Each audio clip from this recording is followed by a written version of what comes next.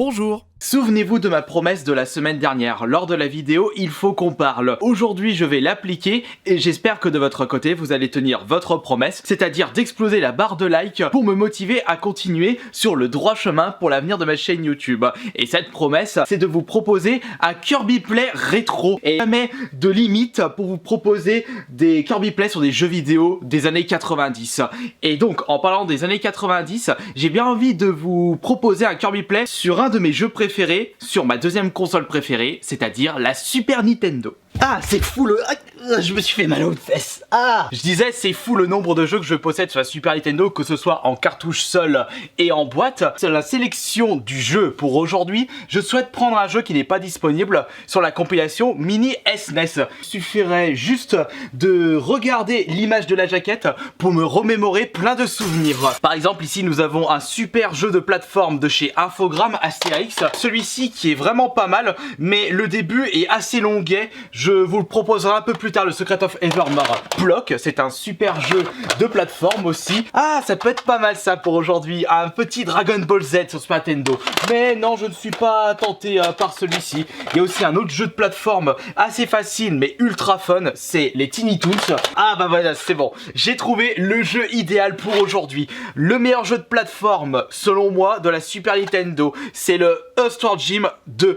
Un jeu où vous êtes dans la peau d'un ver de terre dans une combinaison spatiale qui le rend bodybuilder, et c'est un jeu ultra loufoque. Vous allez constater par vous-même via ce Kirby Play. J'espère que cela va vous plaire. Vous regardez la chaîne YouTube Kirby54. Ah, je me suis vraiment fait mal aux fesses. All-Star Gym 2 est sorti en 1996 sur la Super Nintendo, sur la Mega Drive, et il y a même eu une version PSA un peu plus rare avec des musiques remasterisées de meilleure qualité. Comme vous pouvez le constater, c'est un très bon jeu de plateforme avec bonne musique, plusieurs armes à votre disposition. Pour passer par là, faut que j'aille récupérer un cochon. Ils sont juste ici. Ils pèsent une vache, une tonne, mais j'en ai besoin pour aller à la suite. Un petit coup de fouet, et voilà, on passe à la suite. 2-3 petits checkpoints vous attendent dans le jeu, les espèces d'extraterrestres qui me pètent les burnes, on passe par là. Autre élément ajouté pour le deuxième opus par rapport au premier, c'est votre petit ami gluant vert, qui va vous permettre de faire soit un petit... Non, ça c'est le fouet, le parachute, ou alors le fouet gluant qui va vous permettre d'aller dans certains endroits du jeu. Là j'ai plus l'habitude. Mais... Et voilà. Fallait me remettre dans le bain. On a une espèce de bazooka brique. Non mais faut au moins qu'il me tire pas dessus. Allez hop, dégage. Il a disparu. Mais tout compte fait, c'est pas si efficace que ça. Oups, je l'ai oublié lui. Hop, le coup de fouet. L'autre chien. Hop là, tu prends ça. Je trouve que c'est dommage qu'on n'a pas eu le droit à beaucoup plus d'opus de la série All-Star Gym. Tellement il est réputé et complètement loufoque. Regardez-moi les grands-mères qui tombent du plafond. Autre checkpoint. Donc en All-Star Gym, on a eu le premier opus donc lors de cette même génération de consoles en 93. D'ailleurs, on a eu le droit à une version HD de ce premier All-Star Gym. C'était il y a bientôt 5 ans ou plus, que ce soit sur Xbox Live ou le PlayStation Network. Ensuite on a eu le 2 que je suis en train de vous présenter. On a eu un épisode sorti uniquement sur la Game Boy Advance ou Game Boy Color, un opus que je n'ai jamais pu faire. Et après on a eu l'opus 3D, donc sur N64, sur PC. J'ai pu le tâter un petit peu à l'époque, mais il est franchement très très beauf. Je n'ai pas retrouvé le charme des All-Star Gym sur Super Nintendo Mega Drive. Et après, c'était fini pour la série. On va dire que la société... Zut, la chaise électrique.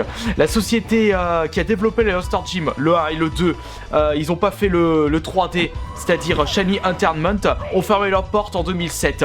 Au vu des boosts qu'ils ont pondus avant de fermer, Inter the Matrix, et avant de fermer, c'était à la croisée des mondes, la boussole d'or. Donc un jeu à licence par rapport au film, et c'était pas un si bon jeu que ça. Et c'est souvent que des boîtes de développement ferment leurs portes après un très mauvais jeu. Non, c'est même pas que le jeu soit mauvais ou pas, c'est plutôt le jeu qui se vend mal. Parce qu'il y a des sociétés qui peuvent vous pondre d'excellents jeux. Si les ventes ne suivent pas, la société fermera leurs portes. Et nous voici contre l'un des boss les plus épiques des jeux vidéo, le poisson rouge dans son bocal. Attention, ça va être un carnage total. Et voilà.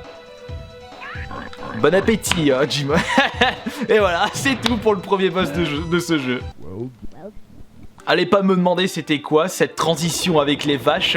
C'est, comme je vous le disais, c'est vraiment du n'importe quoi ce jeu. Pour ce deuxième niveau, nous n'avons pas le droit aux armes habituelles. On a uniquement le droit à un laser qui va vous permettre de creuser la terre. Et attention, dans ce niveau, votre temps est limité et vous avez des espèces de monster munch qui vous attaquent à des moments. Il ne faut surtout pas traîner. 2-3 petits times, décontinue. Et on perd pas de temps. Allez hop, par ici les Monster Munch.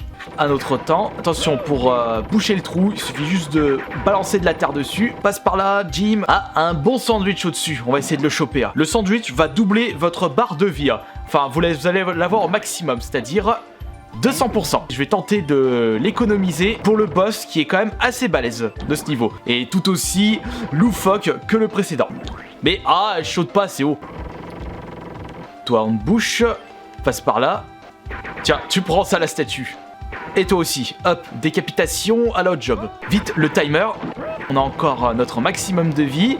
Et on creuse jusqu'à la moelle. Allez hop, Jim, va nous récupérer du pétrole. Creuse jusqu'à la fin. Creuse jusqu'à que t'en as marre. Les Monster Munch, allez.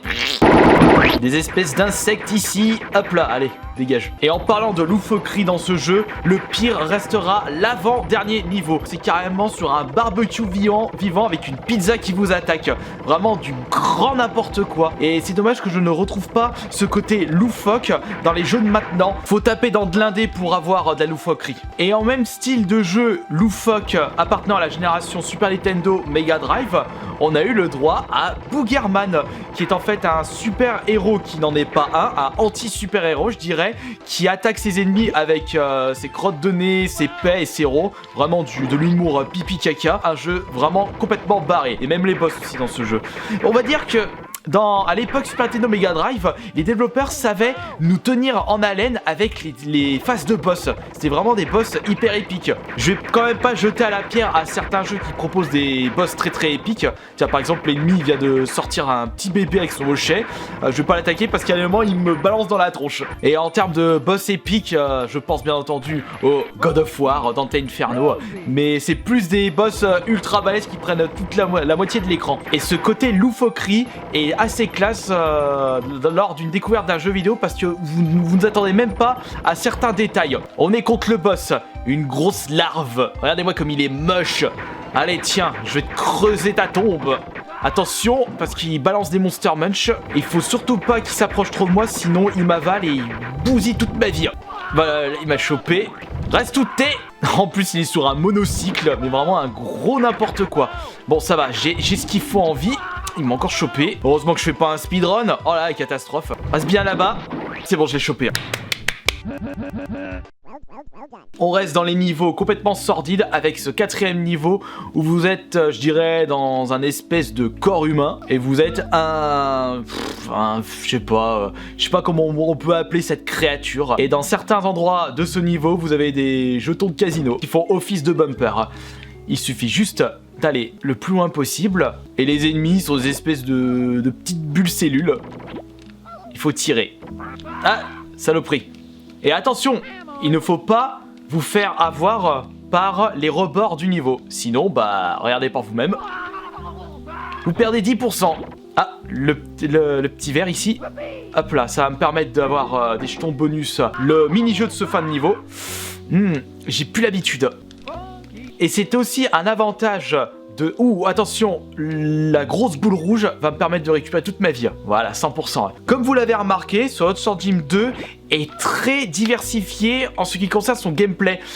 Les niveaux ne se ressemblent pas. Vous avez toujours le droit à des gameplays différents. Enfin, pas tout le temps, heureusement. On va aller en mode téméraire, on va dans le mode hard. Et je me suis fait avoir. On va récupérer les morceaux de verre. Et voilà. Attention le bumper.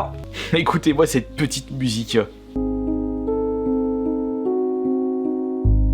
Tout est bon dans ce jeu, pour vous le faire adorer. D'ailleurs, si vous désirez soutenir la chaîne... Ah oh. J'ai regardé l'objectif de la caméra et je me suis fait avoir. Si vous désirez soutenir la chaîne, j'ai mis un lien affilié dans la description de cette vidéo pour un Hot Sword Gym 2 sur Amazon. Je suis en train d'y aller bourrin là dans ce niveau, mais c'est pas grave. Bien entendu, le problème de ce jeu, mais c'était un problème récurrent dans les jeux de la génération Super Nintendo Mega Drive, c'est qu'il se termine assez rapidement. En 1 heure et demie, vous avez terminé le jeu. si vous le connaissez bien.